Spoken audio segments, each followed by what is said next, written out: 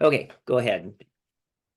So my biggest question is on the homework, I cannot seem to get it right, is drawing confirmation or chair conformations with the substituents in which way they go. Because I understand like what axial is and equatorial, Right. up, down, but then when I actually have to draw one, Yeah. I cannot get it right. Right.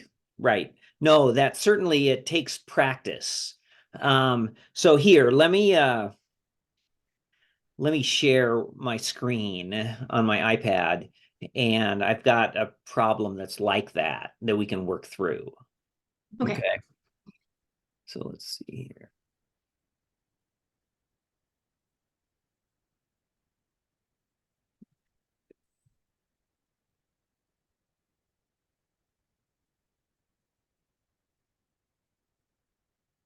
Oops.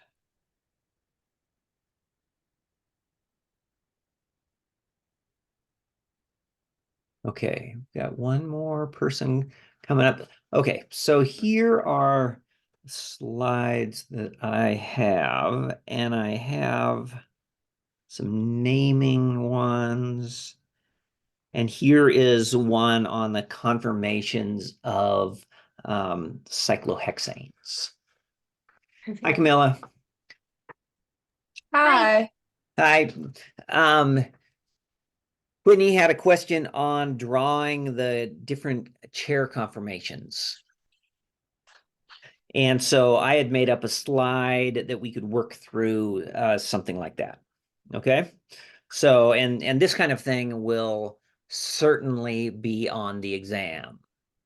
Okay, so it's something definitely to practice. Okay. Oops. Okay, so this problem says draw the two chair conformations related by a ring flip of trans 1 isobutyl 3 propyl cyclohexane. Okay. So the first thing that I would do is I would just make sure I can draw out what this molecule is, not worrying about the chair yet, right? So it says it's a cyclohexane. So we can just draw over here a cyclohexane ring. And then it says trans 1 isobutyl. So I can put that first substituent anywhere that I want, right? So I'll just put it right up here. Do you remember which is isobutyl? It has 4 carbons, I believe, It does have 4 carbons. And and any of it's the substituents that have iso on them, like isopropyl or isobutyl, have 2 methyl groups right at the end of the chain. Okay, so for isobutyl, it looks like this. So it has 4 carbons, but it has this branch right at the end. Okay, you guys okay. can see my slide, right? Yes. Okay, so if we count that as number 1, position 1, then on 3, we have a propyl, so we could count it either clockwise or counterclockwise. It doesn't matter. We can go 2, 3, and I can put a propyl group on here. Okay, so the thing that I haven't done yet is deal with this trans part. Okay, so what does trans mean in this context? Trans means opposite sides, right? Yes, opposite sides. Okay, so what we'll need to do if we're going to draw it on a flat structure like this, we can just choose to make one of those with a wedge, and then the other one would have to be with a dashed line, like this. Okay, Okay. so that's the molecule that we want to draw our chair conformations for. All right. So the first thing to do is just to be able to draw a good chair.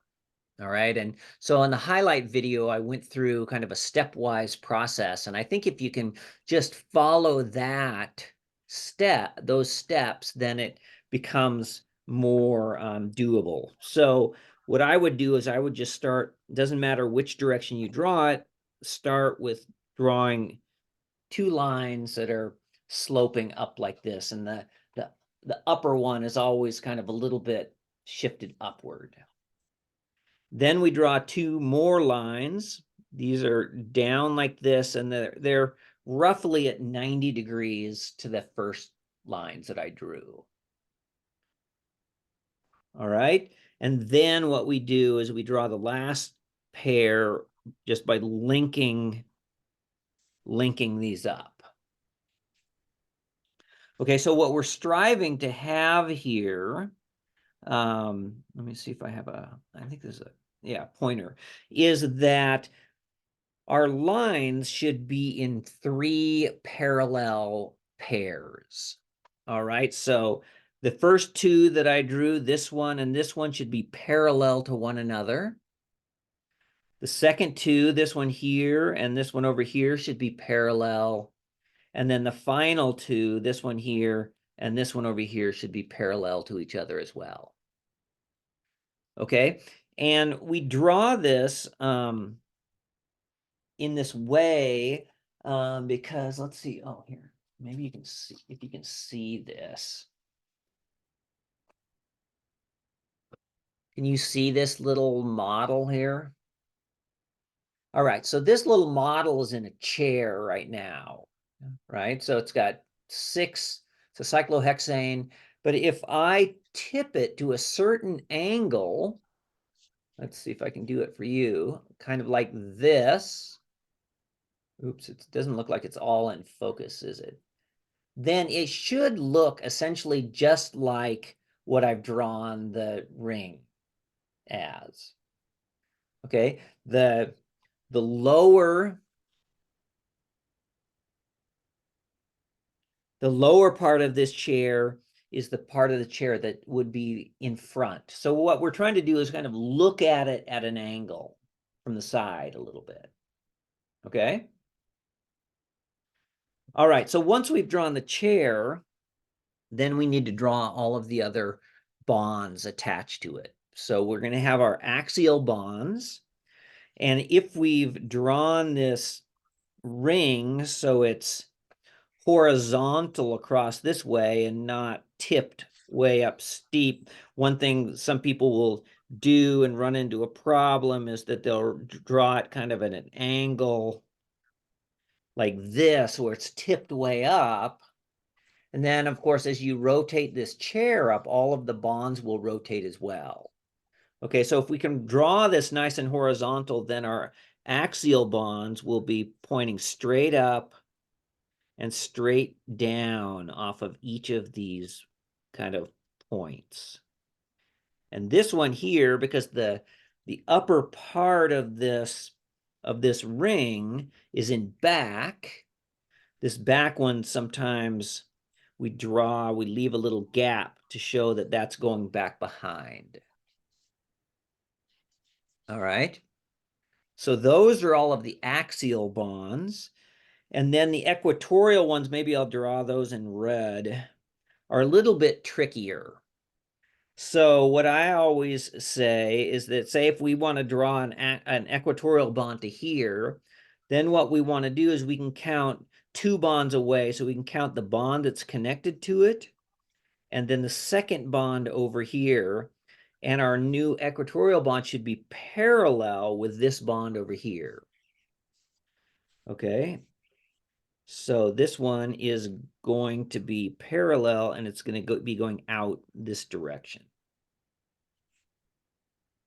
Right? Okay, okay, I get that.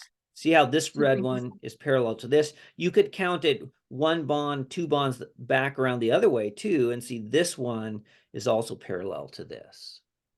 Okay. Okay. So we have to go around and do that in each case. So for example, oops, I guess I can do that in red. If we want to draw the equatorial bond on this carbon, then we can draw one bond, two bonds, and so our new equatorial bond should be parallel to this one right here. All right, so it is going to go out like this.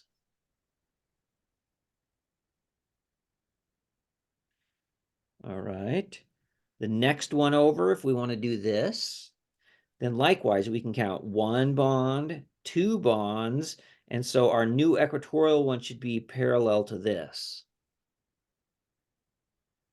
And so it's going to be going out like this.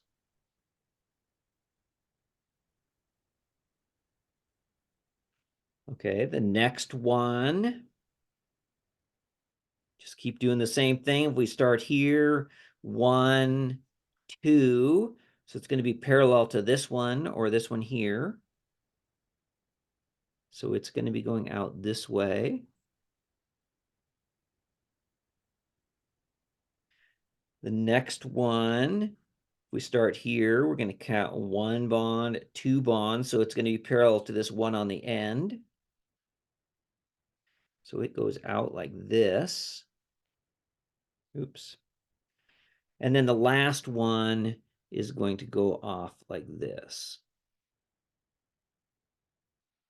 Okay, so the trickiest ones that people have troubles with are these ones that are in the middle, at this position or this position.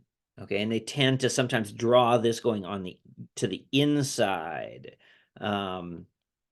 And all of these should be kind of aiming to the outside, because this chair model, if you notice it, because they're all sp3 hybridized, each one has the equatorial one is always kind of pointing to the outside, right? Never back to the middle. Okay. All right, so we have all of the bonds attached. So now what we have to do is put our substituents on the ring. Okay, and we can start anywhere that we want. You don't have to do any in any specific positions. For me, I think it's always easier to put one of the substituents either on kind of this end or this end over here, just because I feel like these ones on the end are easier for me, at least. So let's start with number 1, as I numbered it up there, being right here. So we're going to go number 1, number 2, number 3. Okay, so now each of the carbons have, an equatorial and an axial, but if we think about it in a different sense, each carbon has one bond that's pointing up and one bond that's pointing down. Okay, irrespective of whether it's axial or equatorial. Okay, so for example, if we look at position 1, in this case, the equatorial one is pointing up and the axial one is pointing down. But if we went next door over here, now it's the axial one that's pointing up and the equatorial pointing down. Okay, at each position, there's one up and one down. When we have a trans, we want to make sure that one is pointing up and one is pointing down. Or if it's cis, both should be either pointing up or both should be pointing down. They both have to be on the same side. When you have a trans, does it matter if like which group we decide goes up or down, or do we just pick No, one? not really. At this stage, in chapter 5, after we're done with this exam, for a molecule that I drew up here, it could matter whether one that goes up or one that goes down. But right now, trans, all that means is that those two groups are on opposite sides. Okay. Okay. So would one of them have to be axial and the other have to be equatorial, or literally just one up, one down? Or does Well, that we mean the start same out thing? just with one up and one down, and then whether one is axial and one is equatorial, or they're both axial or they're both equatorial, depends not only on whether it's cis or trans, but it depends upon their position on the ring. Okay. Okay, because notice that, well, let's do this first one and then we'll compare. Okay. Okay. So I'm going to start, since I arbitrarily drew this isobutyl group as a wedge, I'm going to draw it pointing up. Okay. So it is going to be at the number 1 position, and at that position here, the up bond is equatorial. Okay, so I'm going to draw my isobutyl group right there. Okay. Then what we're going to do is we're going to count 1, 2, 3. And on carbon 3, we see that there's the propyl group and it's pointing down. Okay, so at position 3 over here, which bond is pointing down, the equatorial one or the axial one? The axial. The axial. So we need to put our propyl group, propyl group on the axial position.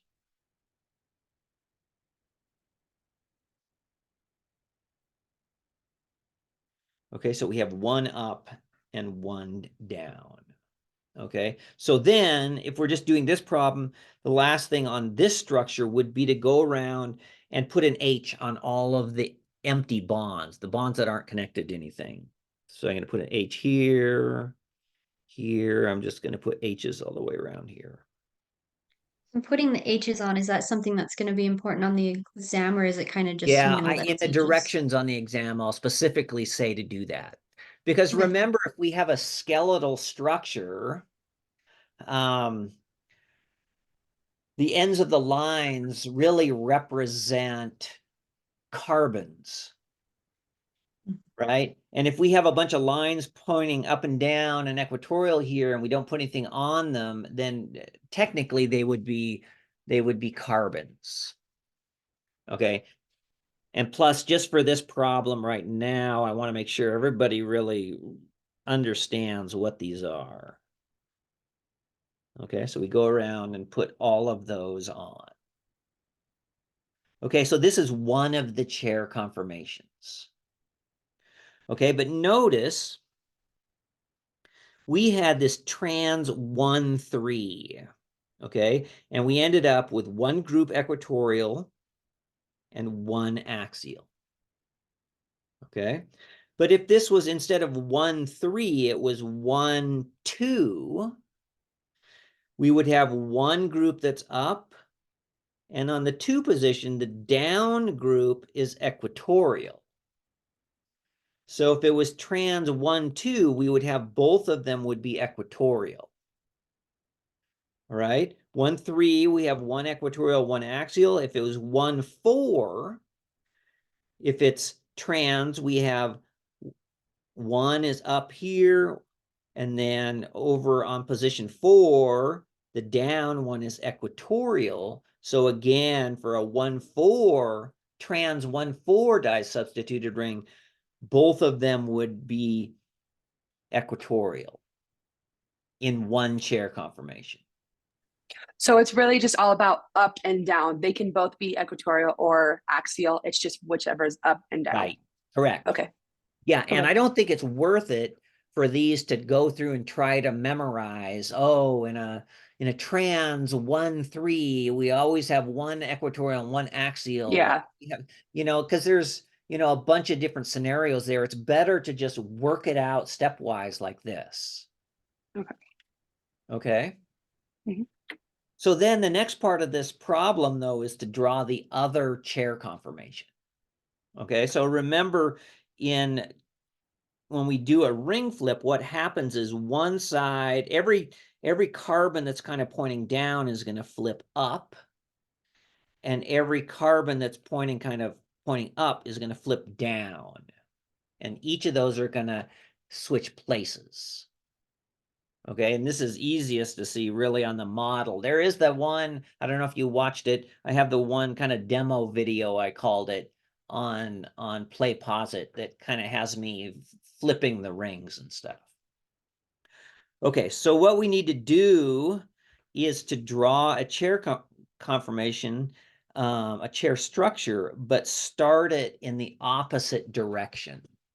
So that first one, I started the first two bonds kind of slanting up to the right. And now I'm going to draw these first two slanting up to the left. Okay, so then we draw those first two. The next pair go up and down at roughly 90-degree angles.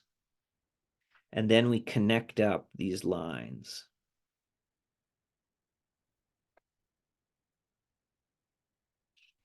Okay, so when we do a ring flip, all of the groups that were equatorial in the first structure will end up being axial. Okay, so for example, this equatorial bond here where our isobutyl group is, when it does a ring flip, that's going to flip up and end up being axial. Okay, so I'm going to draw that. I'm going to keep them in the same color. And this position 1 here, the way I think about it is because it's the furthest carbon to the right in that structure, it's going to remain the furthest structure to the right over here. So this is going to be position 1 right here. And that bond that was red that was equatorial is now going to be axial. Okay, so we can just go around and draw all the axial bonds.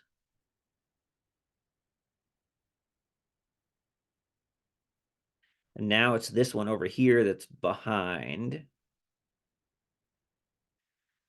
Okay, so those are all the axial ones.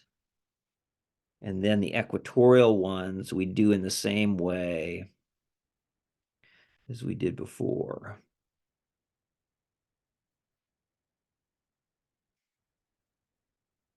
Like this.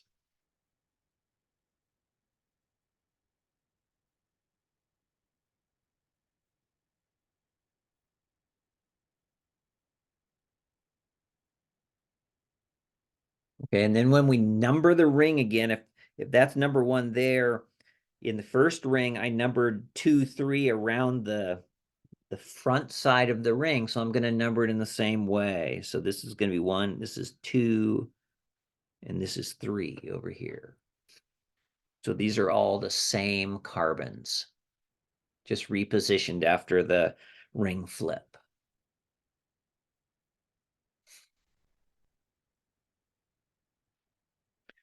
All right, the isobutyl group was equatorial in the first structure, and it's going to be axial in the second structure.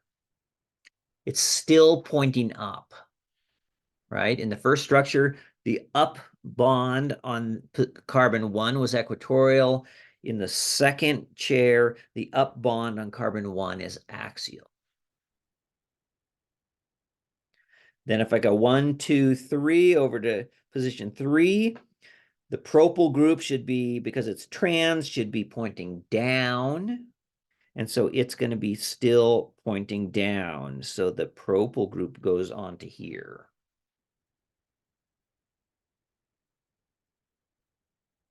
Right? And notice that the two substituents, the isobutyl and the propyl, are still on opposite sides. One is up and one is down. So it remains trans in the ring flip.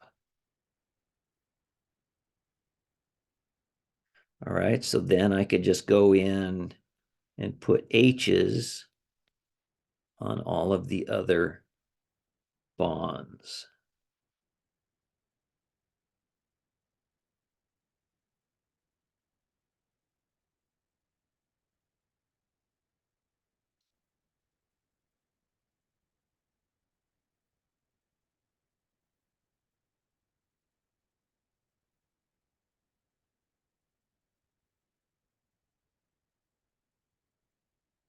All right, does that make sense? Yes, thank you. Okay, so the last part of the question, though, is which one of these is more stable? Okay, so how do we decide that? I remember the more stable ones are like equatorial position, Right. and like how many are equatorial. Right. So in Um, this case, we have one equatorial and one axial in both cases, right? so are they both equally as stable? Well, if we had two of the same groups, it would be equally as stable, right? It depends upon the size of the two different groups. So what we would do here is the more stable one would be whichever we think where the biggest group is in the equatorial position. So it'd be the first structure then. Yeah, right.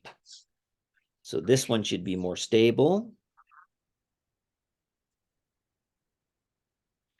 And if we're asked for a reason, we could just say because the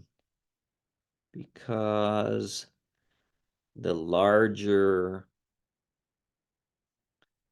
isobutyl group is equatorial. So why does that make this one more stable? Why is it more stable in the equatorial position?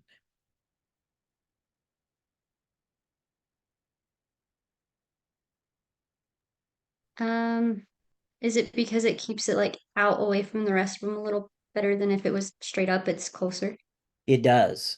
So what's it called if we start to push two groups into each other?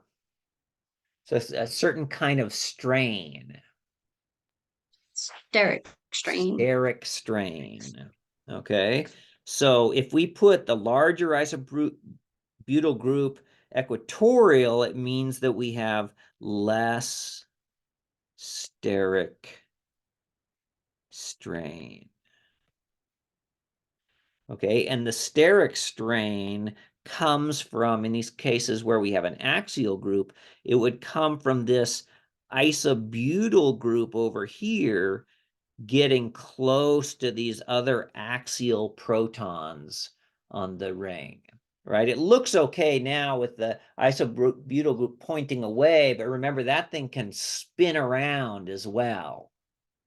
And so if it spins around, those methyl groups or the hydrogens on these methyl groups out here will start to bump into these axial hydrogens over here. Okay, and that creates steric strain. Okay, there would be steric strain over here on the bottom, but because this propyl group doesn't have that extra methyl group, the steric strain wouldn't be quite as much.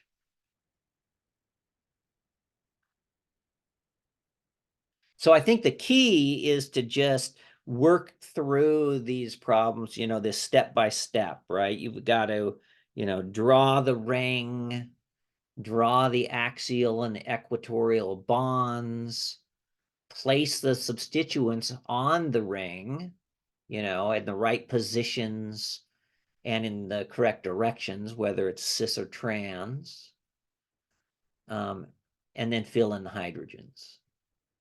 Right? And then you do the same thing for the second chair, but you start out in the opposite direction.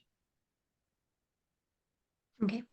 I think my biggest problem was, like you said, a lot of students will put the equatorial bonds like in. I think I was doing that a lot. Right, right. So if you have a little model or something, you can't really see it very good, probably. I don't think I have another one that's built up right now. Then you can really look at it and you can see how, it seems like maybe an arbitrary way to draw these, but if you actually have a model, then you can see, oh, it looks just like that, right? So we have axial positions around the top, equatorials are all out around the sides, and if we do a ring flip, then one side pops up, so now they're both on the same side, and then the other side pops down, right? So each group that's up flips down, and every carbon that was pointing down flips up.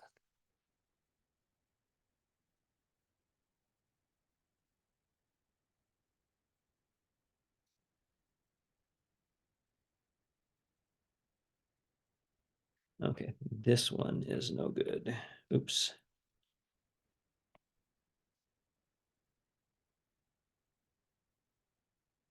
Hi, Sadie.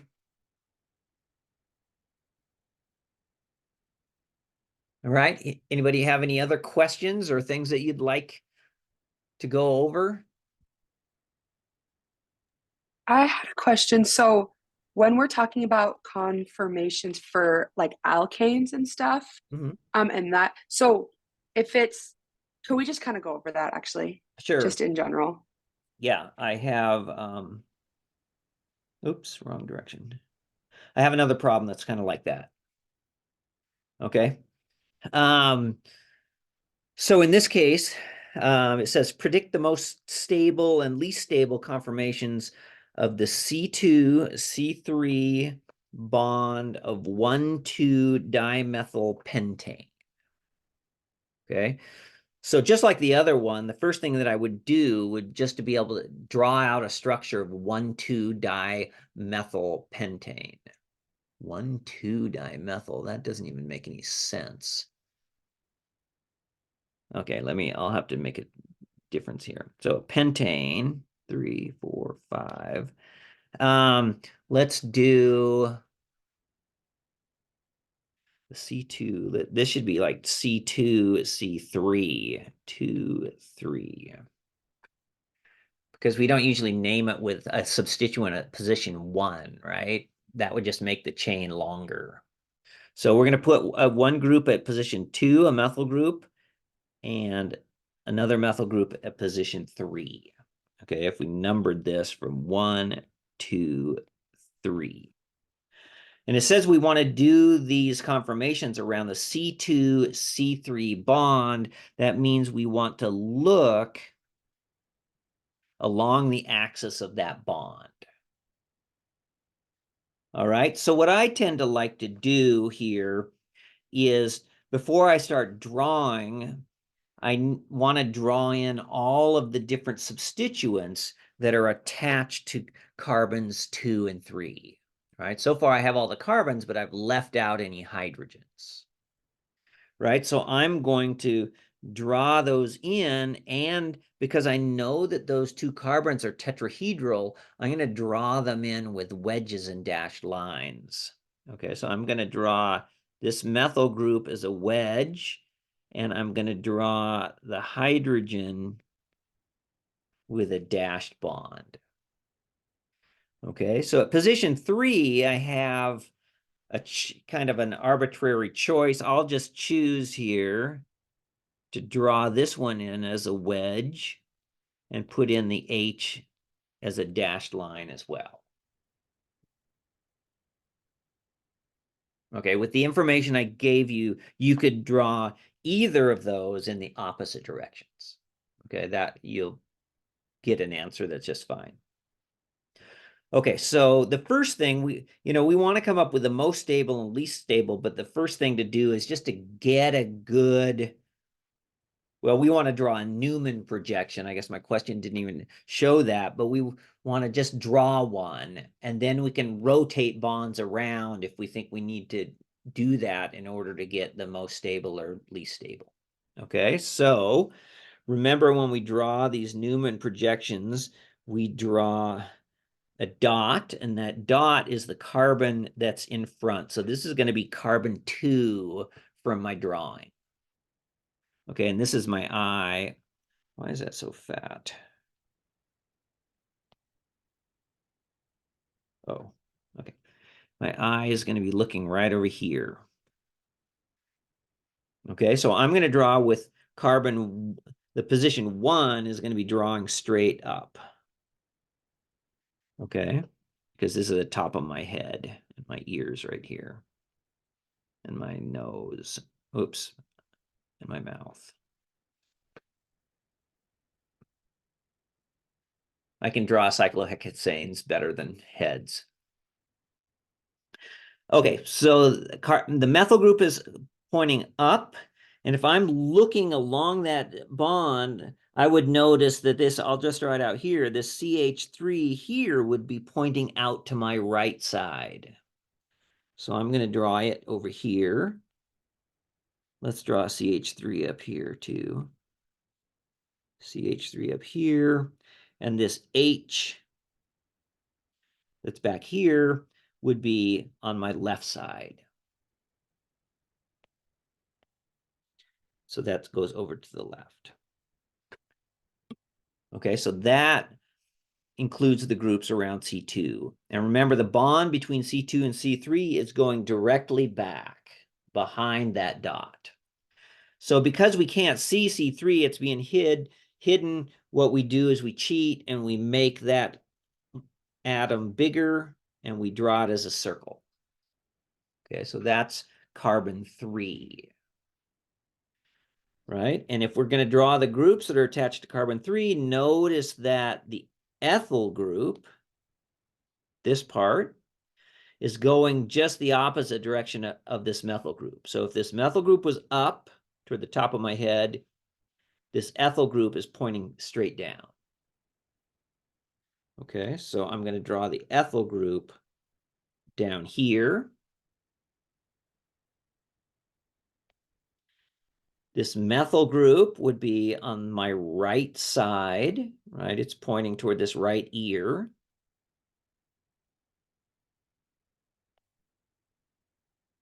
And so it goes over here.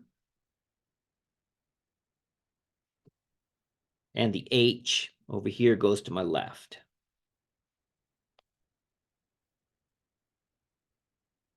Like this. Okay, so this would be a Newman projection just as it's drawn right over there right now. Okay. So then what we have to do is we need to figure out which is the most stable and the least stable. So what generalizations could we make about possible conformations for what would be necessary for a most stable versus a least stable? Wouldn't the most stable or the most stable would like be as far apart? I forgot the word, but like the CH is wouldn't be next to each other because when they're next to each other, that's least stable. Yeah, in general, right? we want to put the biggest groups as far apart as possible. Mm-hmm. So, and we want the bonds as far apart as possible. So the most stable is always going to be a staggered conformation, right? So one thing, it's going to be staggered. Most stable would be staggered, and it would have the large groups as far apart as we can. Okay, what about the least stable? What could we say about that? So then for the least stable, all the large groups would be close to each other. Right. And it would be an eclipsed, right? Eclipsed. Yes, exactly. Would be the eclipsed. And it would have the large groups close together.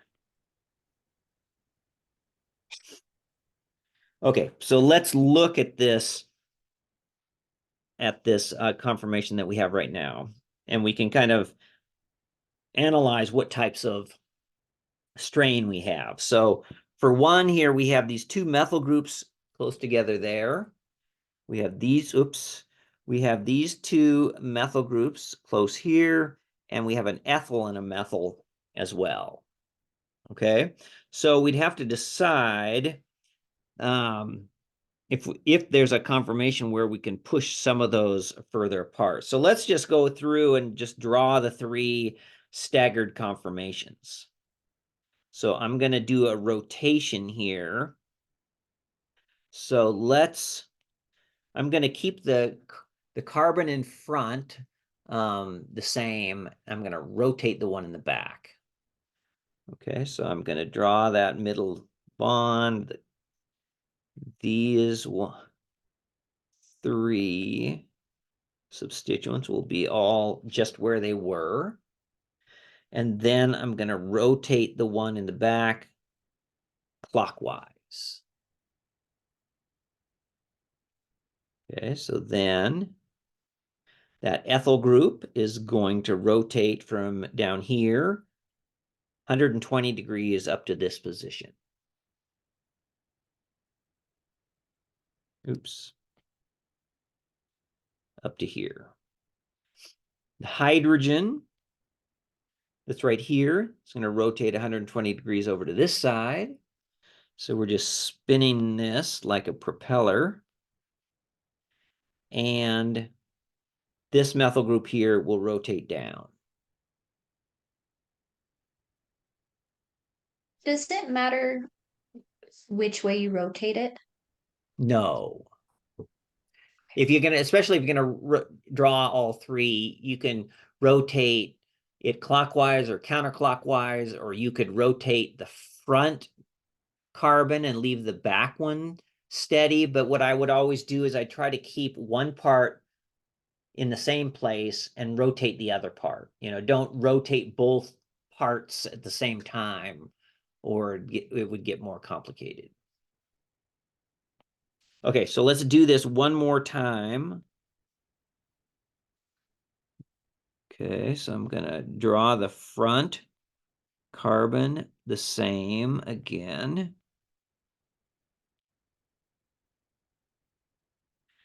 I'm gonna move the ethyl group clockwise one more position over here. The hydrogen will rotate down here, and the methyl group will rotate up here. Okay, so these should be the three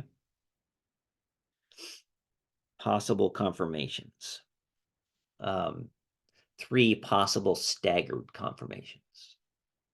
Okay, so then let's look at the different kinds of strain that we have. So we have between an ethyl and a methyl,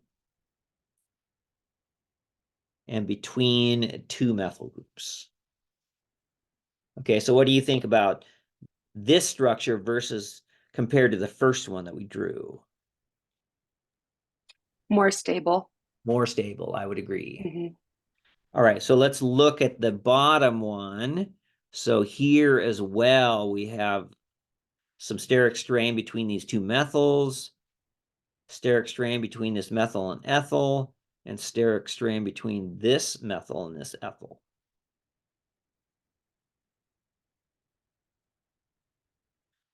So how does that one compare? Wouldn't the second one still be more stable? Than the third one? I think you're right. So if Yeah. we rank these in stability, this one should be the most stable. Oops, stable. Right? Then this one should be second over here, because in this case, the ethyl group has only one gauche interaction, only one steric interaction. Whereas the last one that I did, the ethyl group, which is the biggest group there, has methyl groups on both sides. And it has just as many gauche interactions overall, but the ethyl group has even more. Okay, so if we're looking at the most stable, then that should be this one here.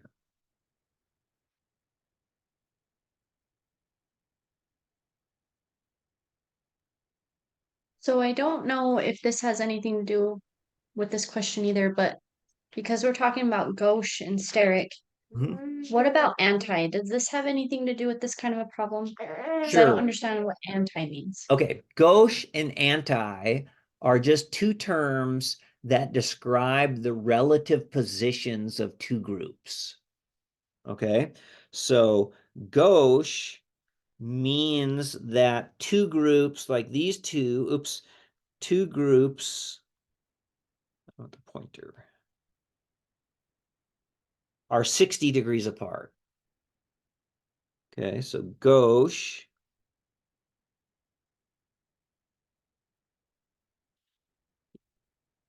has two groups with a 60-degree, it's called a dihedral angle. Okay, so if we look around this ring, we could say that these two are gauche to each other, gauche to one another. The next two are gauche to one another, and this methyl group is gauche to this ethyl group. Okay, oops, means that two groups are 180 degrees apart. Okay, or they have a 180-degree dihedral angle. Anti has two groups with 180-degree dihedral angle. Okay, so again, it's just the relative position. So we could say that this ethyl group here is anti to this methyl group up here. Right? These two are anti. So those, yeah, just tell about the relative positions of two groups. Thank you. Okay. So is steric, is that just when it's like eclipsed, like when they're on top of each other? So steric strain is whenever two groups are getting pushed into the same area. They start bumping into each other and repelling each other. So the electrons around the atoms start to repel each other. Okay. Okay, the other kind of strain is what was called torsional strain. And that's when the actual bonding electrons start to repel each other. Okay, so if we have an eclipsed conformation, we didn't even draw any of those yet. Oops. If we have an eclipsed conformation where these bonds are lined up like this, then we start to get torsional strain because those bonds are getting lined up and getting pushed closer to each other. Okay, steric strain is more about the atoms, and torsional strain is more about those bonds. So this would cause torsional strain.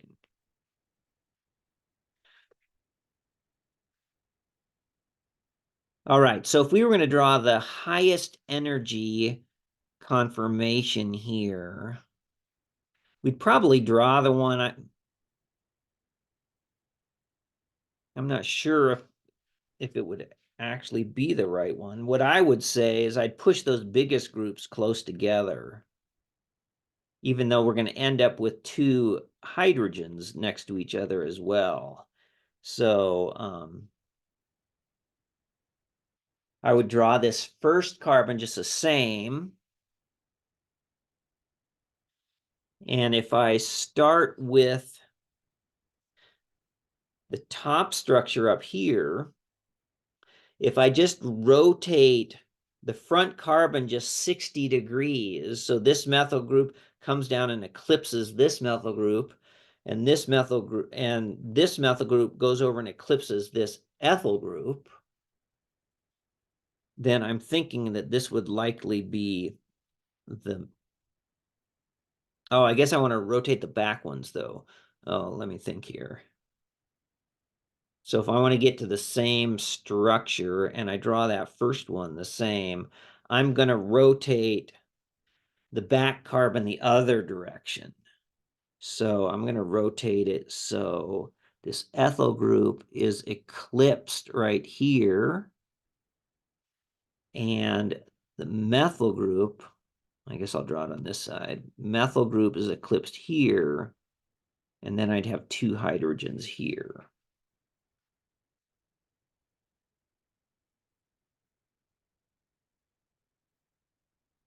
But so we have part that doesn't have very much steric strain, the two hydrogens together. But I think pushing this methyl and ethyl and the two methyl groups close together would add up to a lot. So I would propose that this is the least stable. Okay, for the eclipsed, it has torsional strain because those bonds are pushed and eclipsed, pushed close together. And this eclipsed conformation has a lot of steric strain because the methyl and the ethyl are pushed close together and the other two methyls are pushed close together.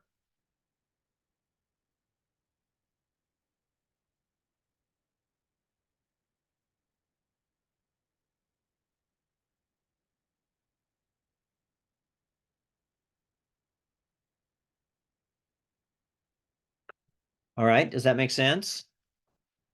Yes, that does. Thank you. Okay, sure.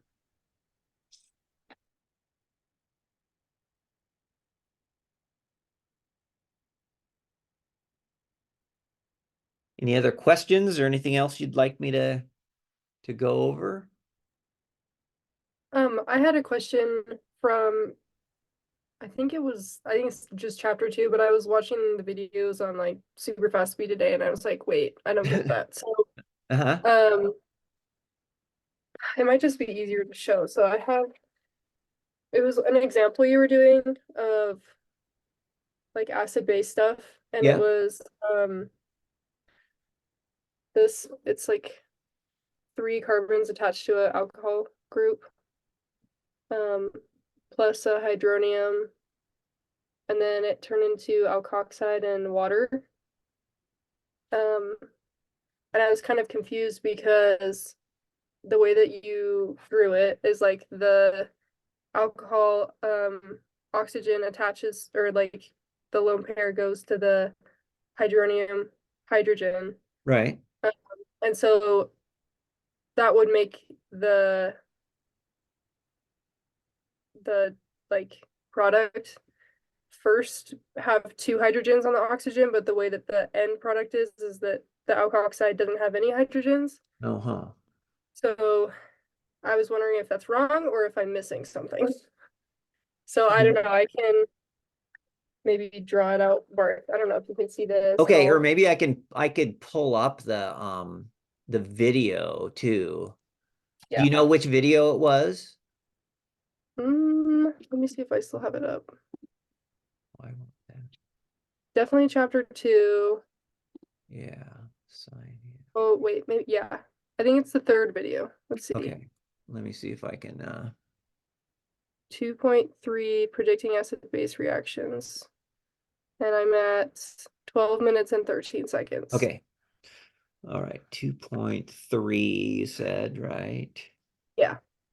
Okay, we'll just preview this. Well, yeah, I guess it's the best way to do it. In this highlight video, we will learn how to predict acid-base. Okay, so then I don't know if it'll let me. So at what time was it at? 12 minutes and 13 seconds. 12 minutes and 13. Okay, let me share this. Zoom.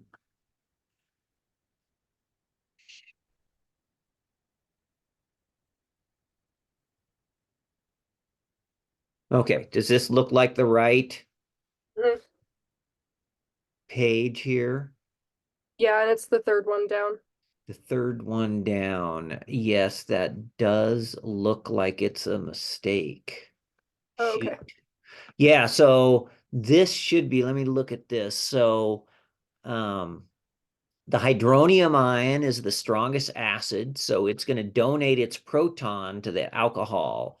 But so it should give us, instead of an alkoxide, that oxygen to the alcohol should have 2 hydrogens on it, and a plus charge. I was watching the video and like writing them before you showed the answer, and that one I was like, everything I know is wrong. Oh, I've been using these for quite a while. I don't know if anybody's told me about that. I don't know. I'll see if I can go back in and edit that or something to make it correct. Yeah. Well, I'm glad I'm You not were crazy. right. Yep. Okay. Yeah, I actually think that was the only specific question that I had, but I'm sure I will also probably check in tomorrow with more questions after I go through the other videos. So Yeah, sure. Okay, this is 3 point. Okay. Good. Anything else? All right. Well, thanks for coming. Thank you. thank you. Thank you. Okay, you're welcome. Okay, bye.